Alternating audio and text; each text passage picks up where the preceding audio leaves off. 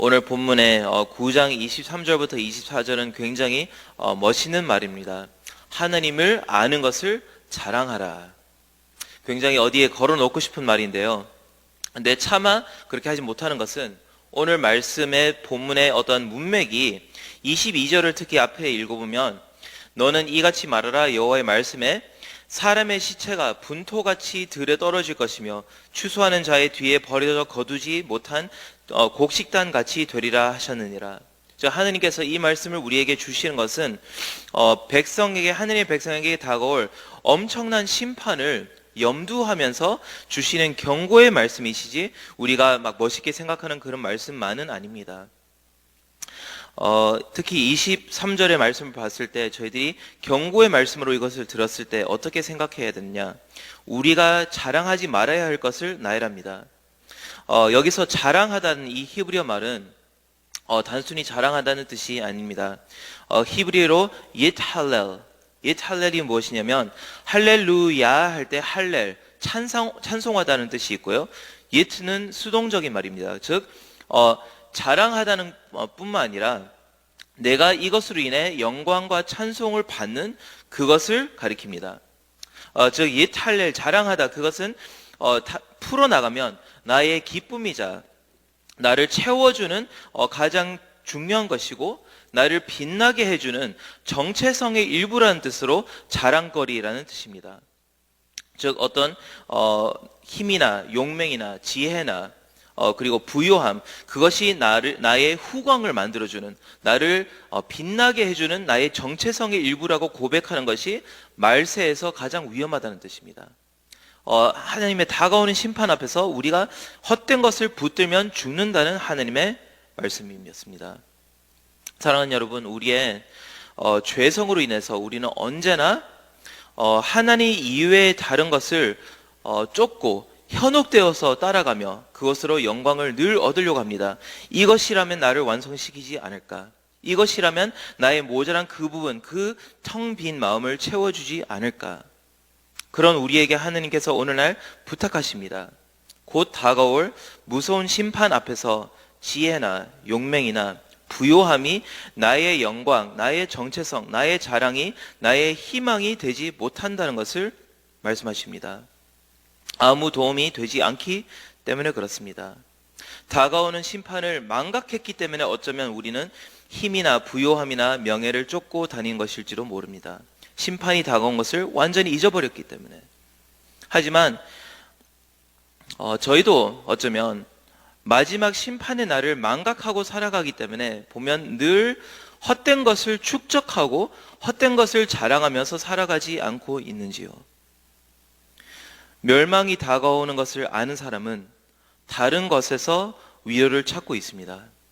하느님의 심판과 종말을 바라보는 자는 다른 것에서 힘과 자랑을 찾고 있는데 그 위로를 어디에서 얻느냐?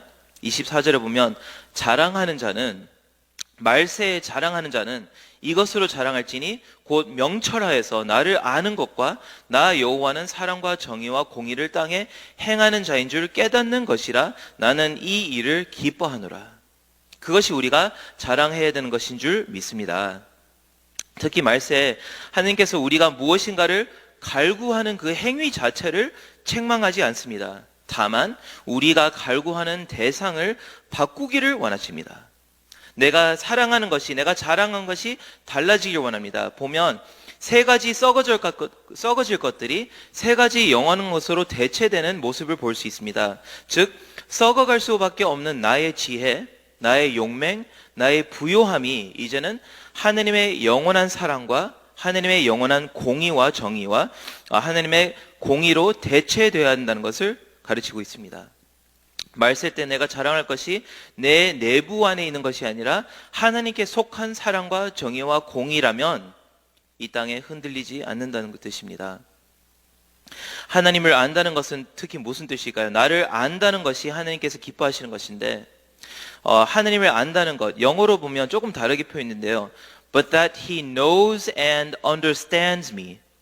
알고 이해하다, 이 두 가지 말이 나오는데 안다는 것은 야다, 그리고 이해하다는 하스켈, 그 히브리어로 조금 다르게 표현되는데요. 하스켈은 사물을 이해하는 과학적인 어떤 알미고요. 야다는 아담이 하와를 야다했을 때, 알았을 때 어떻게 되냐면 아기가 태어났습니다. 즉 체험적인 알을 통해서 깊이 알아가는 것을 표현하고 있는데, 즉 체험적 알과 이성적 알 둘 다가 있어야 하나님을 참으로 안다고 말할 수 있는 것입니다. 예를 들어서 외계인이 왔다고 생각했을 때 그 외계인에게 먹는 사과에 대해서 설명을 하라고 했을 때 달고 바삭하고 때론 빨간색, 때론 초록색 씨가 있고 그것을 먹으면 참 맛있다. 이렇게 이론적으로 풀이할 수 있지만 사과를 먹어보지 않고서는 사과를 참으로 안다고 말할 수 있을까요? 사과의 본질을 그 말 속에 담아낼 수 있을까요? 설명시키기 위해서, 납득시키기 위해서, 체험적인 알을 위해서는 외계인이 사과를 먹어야만 이해할 수 있습니다. 마찬가지로 크리스천은 하나님을 교리적으로 알아야 합니다. 삼위일체론, 구원론, 그리스도론, 종말론, 교회론, 인간론, 이 론들을 다 알아야 합니다. 하지만 말씀에 기록되길 하나님을 가장 자랑하던 시편 기자는 무엇이라고 말하죠? 하나님을 맛보아 알지어다. 그의 선하심을 맛보아 알지어다. 그냥 안다는 것에 그치는 것이 아니라 하나님을 참으로 체험해야만 주님께서 나의 자랑거리가 되신다는 뜻입니다. 주님을 아는 알미, 나의 체험적인 신앙을 통해서 확인이 될 때 비로소 하나님을 자랑하게 됩니다. 아멘. 아멘이죠. 주님은 여호와 이레라고 내가 고백할 수 있지만 이 여호와 이레라는 신학적인 틀로 가지고 하나님의 공급하심을 설명하는 것과 한편으로 작년 10월 달에 경제 사정이 너무나 어려웠을 때 익명의 형제를 통해서 제게 집값을 제공하신 주님. 누가 주님을 더 자랑할까요? 누가 주님을 더욱더 신뢰할까요? 망해져가는 세상 가운데 누가 하나님을 더 붙잡을까요? 그 체험적 여호와 이레를 체험하고 맛보아서 선하심을 깨달았던 그 사람이 하나님을 비로소 부귀영화나 명예나 혹은 용맹함보다 더 자랑할 수 있습니다. 우리는 오늘 주님을 체험해야 됩니다. 아멘. 우리는 하나님을 체험하기 위해서 이 자리에 왔지 그냥 이론적으로 분석하고 파악하기 위해서 온 것이 아닙니다. 더 나아가서 25절과 26절 이 두 구절이 이어진 것 같지 않지만 잘 생각해 보게 됩니다. 25절에 보면 여호와의 말씀이니라 보라 날이 이르면 할례를 받은 자와 할례 받지 못한 자를 내가 다 벌하리니 라고 되어 있습니다. 영어로는 조금 다르게 표현되어 있는데 The days are coming when I will punish all those who are circumcised merely in the flesh. 육신만으로 할례를 받은 자들을 벌하는 날이 곧 올 것이라고 원문이 말하고 있습니다. 근데 왜 그렇죠? 왜 하나님께서는 육신만으로 할례 받은 사람을 벌하시죠? 하나님을 이론적으로 알지만 체험 신앙이 없는 사람은 그 사람의 마지막 자랑이 무엇인지 압니까? 종교적인 나의 도덕성입니다. 하나님을 체험하지 않고 그 인자하심과 긍휼하심을 체험하지 않고 교리를 알아가는 지성만 쌓이는 사람들은 마지막에 그들이 자랑하는 것은 무엇이냐?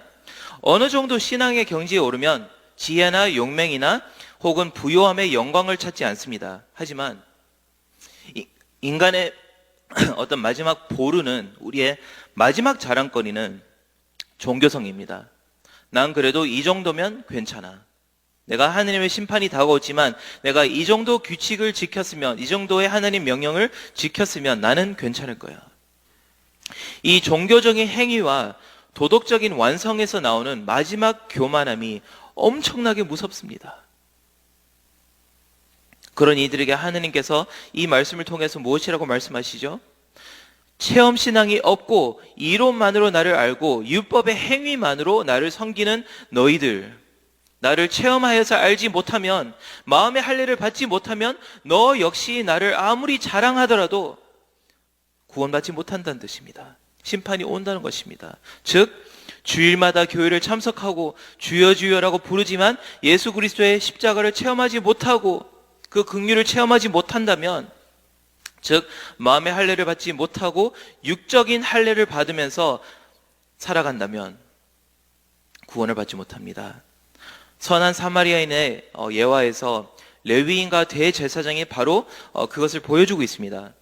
제사장과 레위인은 율법의 그 형식 때문에 피 흘려서 쓰러진 그 강도 맞은 사람을 보면서 분명히 생각을 했을 것입니다. 이스라엘 사람이라면 그를 도와줘야 되는 율법의 형식이 있고, 또 이방인이라면 지나칠 수 있다라는 율법의 어떤 약한 점이 있었습니다. 그래서 그거를 생각했을 것인데, 그런데 그 피 흘린 사람이 옷을 다 빨가벗고 있었기 때문에 민족을 알 수 없습니다.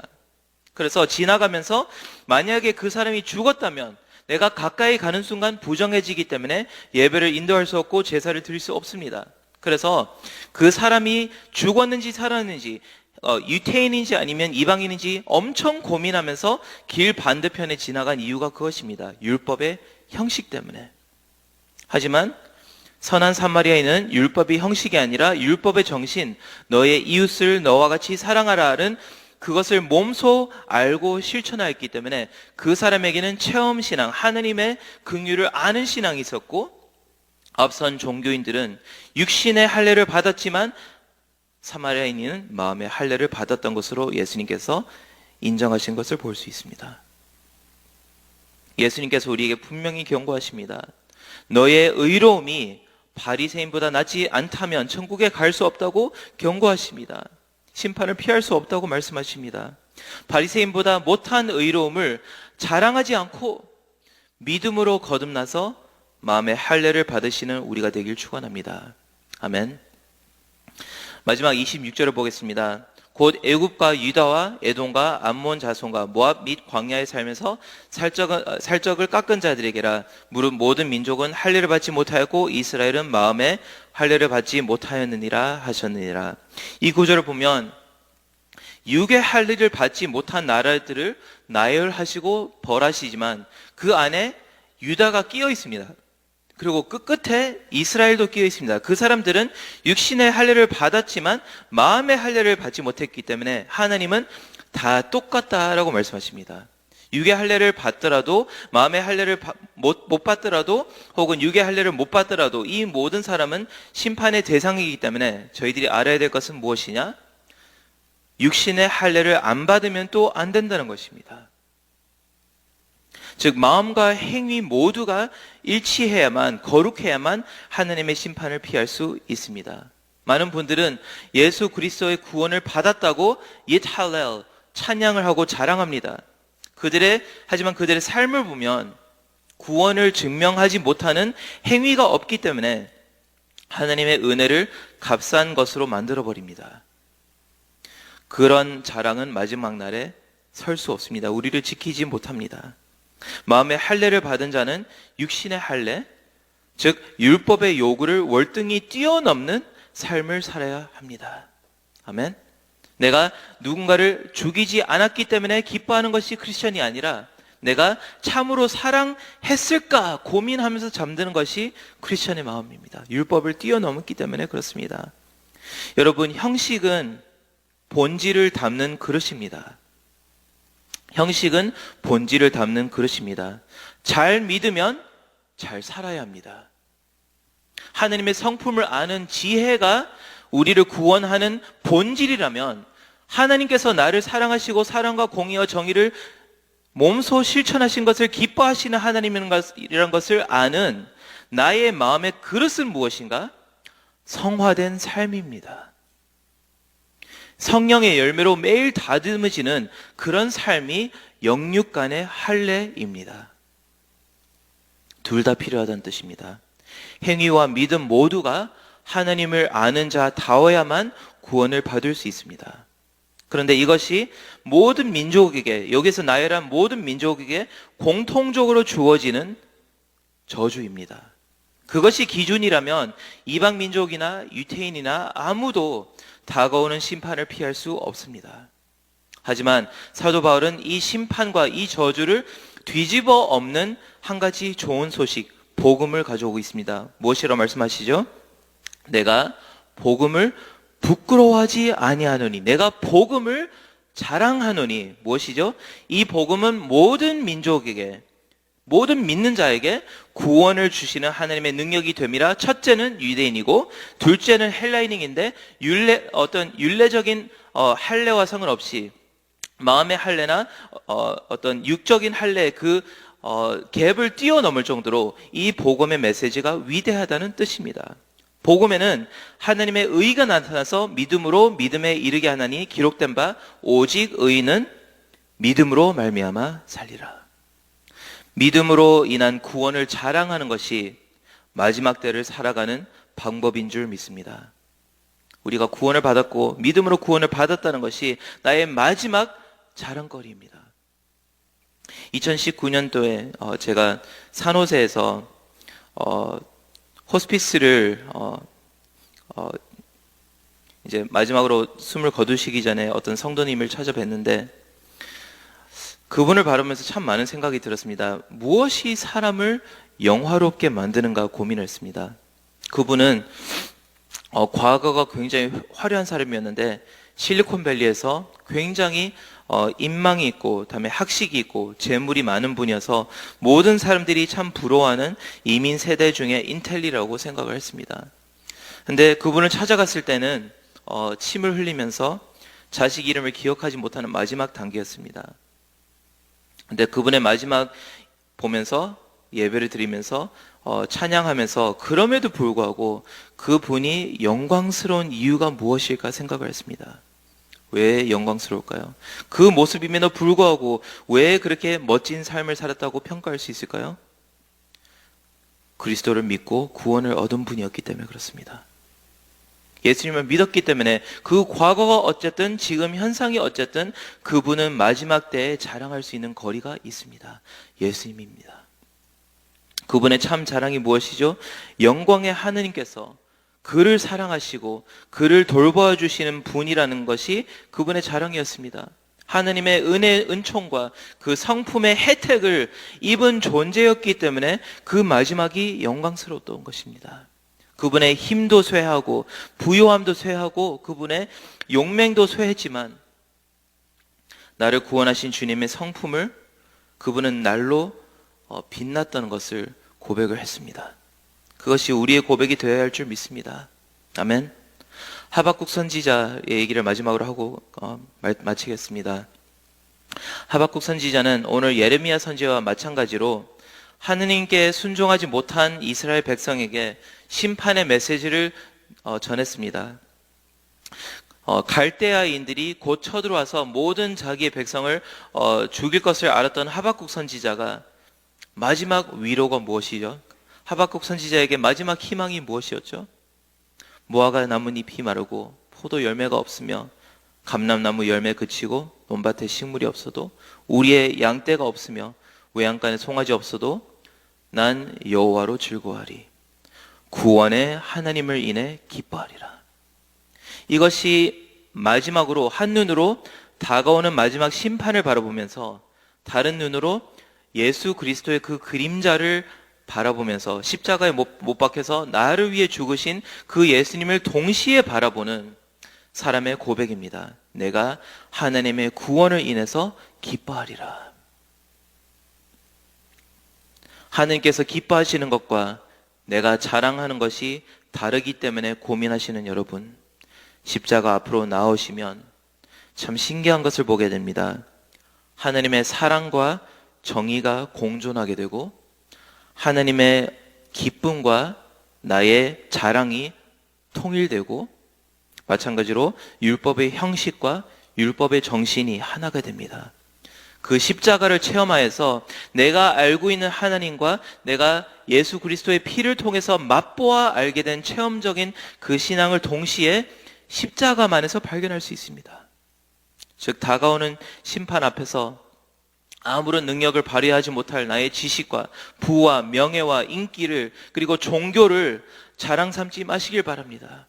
십자가를 바라보면서 우리 함께 지금 따라하면서 자랑하겠습니다. 저를 따라해 보시길 바랍니다. 여호와는 사랑과 정의와 공의를 땅에 행하는 것을 기뻐하시는 분인 줄 이제 내가 이해하고 이제 내가 체험하였습니다. 아멘. 그것이 십자가를 바라본 오늘 저희 아침의 고백이 되길 바랍니다. 기도하겠습니다.